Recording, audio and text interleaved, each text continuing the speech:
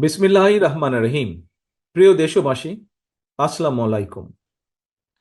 বিনা ভোটে ক্ষমতায় থাকার জন্য খুনি হাসিনা গত 15 বছরে হাজারো মানুষকে গুম, খুন, অপহরণ করেছে।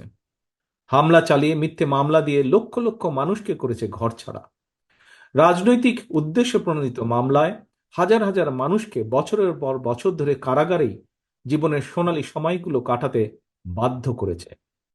খুনি হাসিনার অত্যাচার, নির্যাতনে, নিপীড়নে দেশের গণতান্ত্রিকামী মানুষ ক্ষুব্ধ, বিক্ষুব্ধ, এবং এ কারণেই গণ আন্দোলনের মুখে খুনি হাসিনা পালানোর পর নির্যাতিত নিপীড়িতদের কারো কারো হয়তো আচরণে হয়তোবা ক্ষোভের মারাত্মক বহিঃপ্রকাশ ঘটেছে।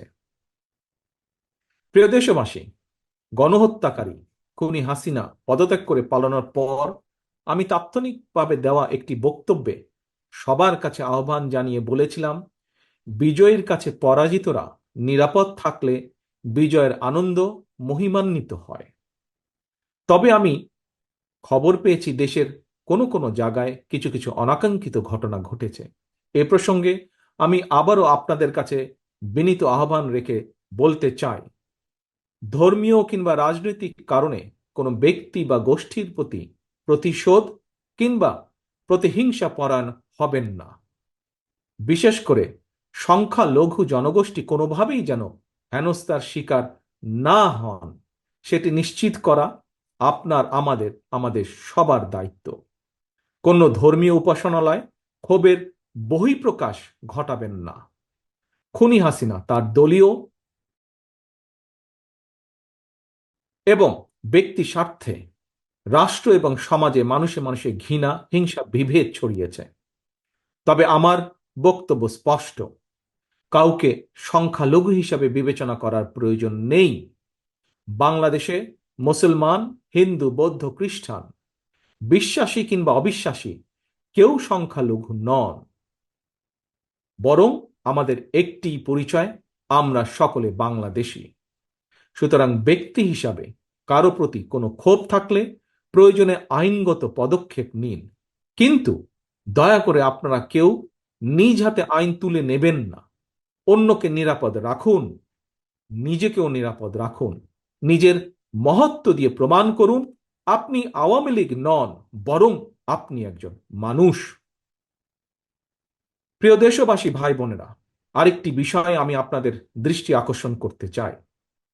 আইন শৃঙ্খলা বাহিনীর কোনো কোনো সদস্যের প্রতি কারো কোনো প্রতি ক্ষোভ থাকলেও নিজেরা প্রতিশোধ গ্রহণ করবেন না। আইন শৃঙ্খলা বাহিনী কিংবা জনপ্রশাসনের কেউ অন্যায় করে থাকলে রাষ্ট্রের প্রচলিত আইন অনুযায়ী তাদের বিরুদ্ধে ব্যবস্থা গ্রহণ করা হবে।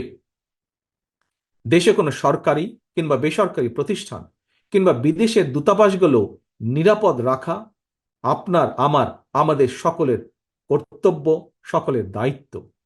খুনি হাসিনা এতদিন এসব প্রতিষ্ঠান তার পারিবারিক প্রতিষ্ঠানের মতন ব্যবহার করলেও এগুলো জনগণের সম্পদ, এগুলো রাষ্ট্রীয় সম্পদ, কারো ব্যক্তিগত কোনো সম্পদ নয় এগুলো।